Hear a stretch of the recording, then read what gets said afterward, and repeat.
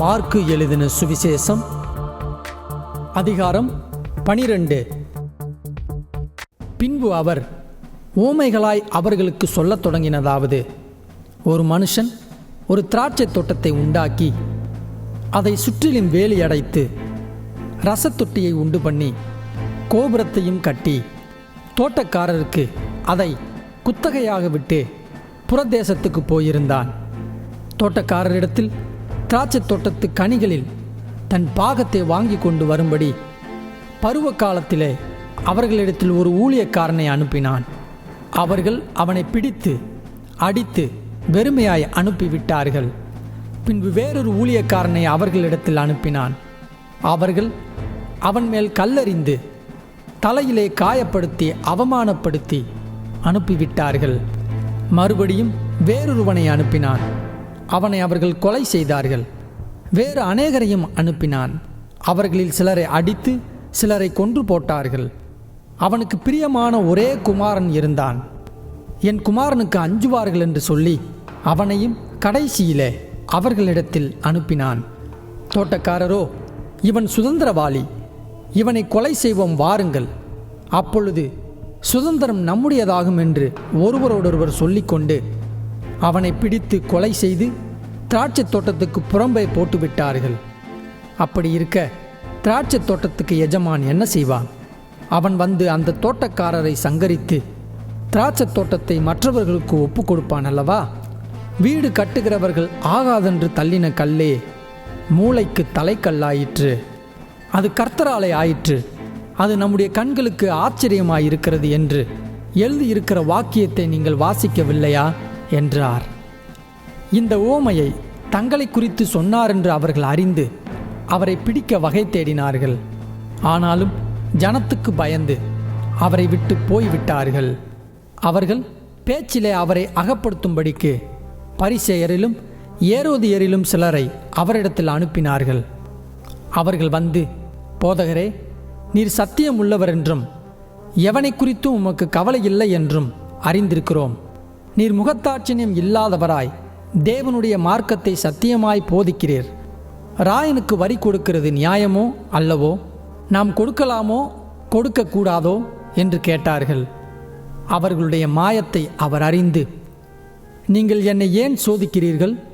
நான் பார்க்கும்படிக்கு ஒரு பணத்தை என்னிடத்தில் கொண்டு வாருங்கள் என்றார். அவர்கள் அதை கொண்டு வந்தார்கள். அப்பொழுது அவர், இந்த சுரூபமும் மேலெழுத்தும் யாருடையது என்று கேட்டார்.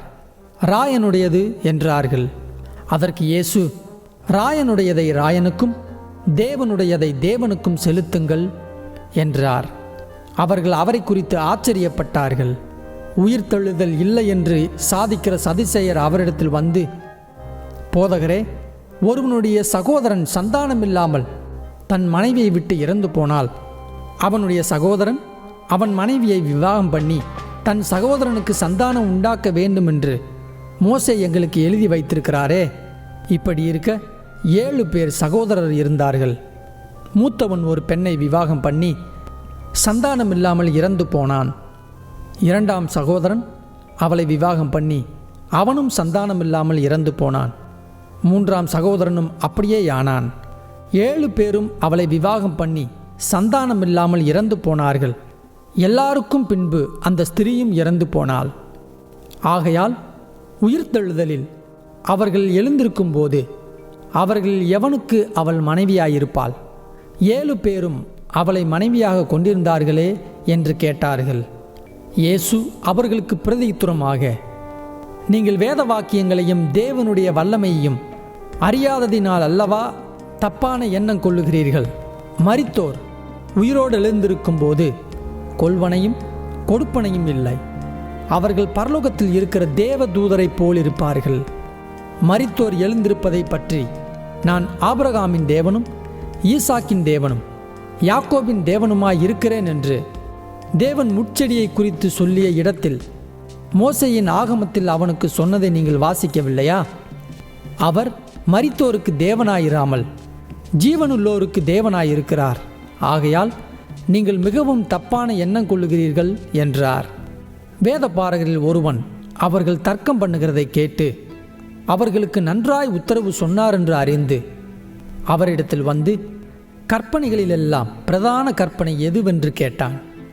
இயேசு அவனுக்கு பிரதியுத்தரமாக, கற்பனைகளிலெல்லாம் பிரதான கற்பனை எதுவென்றால், இஸ்ரவேலே கேள், நம்முடைய தேவனாகிய கர்த்தர் ஒருவரே கர்த்தர்.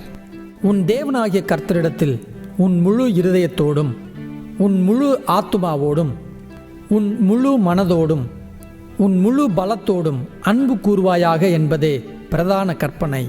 இதற்கு ஒப்பாயிருக்கிற இரண்டாம் கற்பனை என்னவென்றால், உன்னிடத்தில் நீ அன்பு கூறுவது போல் பிறனிடத்திலும் அன்பு கூறுவாயாக என்பதே. இவைகளிலும் பெரிய கற்பனை வேறொன்றுமில்லை என்றார். அதற்கு வேதபாரகன், சரிதான் போதகரே, நீர் சொன்னது சத்தியம். ஒரே தேவன் உண்டு, அவரைத் தவிர வேறொரு தேவன் இல்லை. முழு இருதயத்தோடும், முழு மனதோடும், முழு ஆத்துமாவோடும், முழு பலத்தோடும் அவரிடத்தில் அன்பு கூறுகிறதும், தன்னிடத்தில் அன்பு கூறுகிறது போல பிறனிடத்தில் அன்பு கூறுகிறதுமே சர்வாங்க தகனம் முதலிய பலிகளை பார்க்கிலும் முக்கியமாயிருக்கிறது என்றான். அவன் விவேகமாய் உத்தரவு சொன்னதை இயேசு கண்டு, நீ தேவனுடைய ராஜ்யத்துக்கு தூரமானவன் அல்ல என்றார். அதன் பின்பு ஒருவரும் அவரிடத்தில் யாதொரு கேள்வியும் கேட்க துணியவில்லை. இயேசு தேவாலயத்திலே உபதேசம் பண்ணுகையில் அவர், கிறிஸ்து தாவீதின் குமாரன் என்று வேதபாரகர் எப்படி சொல்லுகிறார்கள்?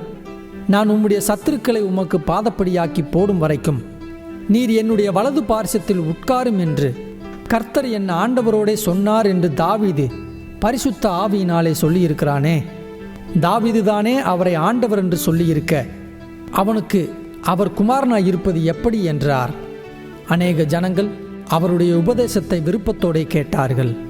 பின்னும் அவர் உபதேசம் பண்ணுகையில் அவர்களை நோக்கி, நீண்ட அங்கிகளை தரித்து கொண்டு திரியவும், சந்தை வெளிகளில் வந்தனங்களை அடையவும், ஜெப ஆலயங்கள் முதன்மையான ஆசனங்களில் உட்காரவும், விருந்துகளில் முதன்மையான இடங்களில் இருக்கவும் விரும்பி, விதவைகளின் வீடுகளை பட்சித்து பார்வைக்கு நீண்ட ஜெபம் பண்ணுகிற வேதபாரகரை குறித்து எச்சரிக்கையாயிருங்கள், அவர்கள் அதிக ஆக்கினையை அடைவார்கள் என்றார்.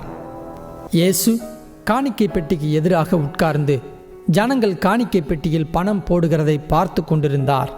ஐஸ்வர்யவான்கள் அநேகர் அதிகமாய் போட்டார்கள். ஏழையான ஒரு விதவையும் வந்து ஒரு துட்டுக்கு சரியான 2 காசை போட்டாள். அப்பொழுது அவர் தம்முடைய ஷீஷரை அழைத்து, காணிக்கை பெட்டியில் பணம் போட்ட மற்ற எல்லாரை பார்க்கிலும் இந்த ஏழை விதவை அதிகமாய் போட்டாள் என்று மெய்யாகவே உங்களுக்கு சொல்லுகிறேன்.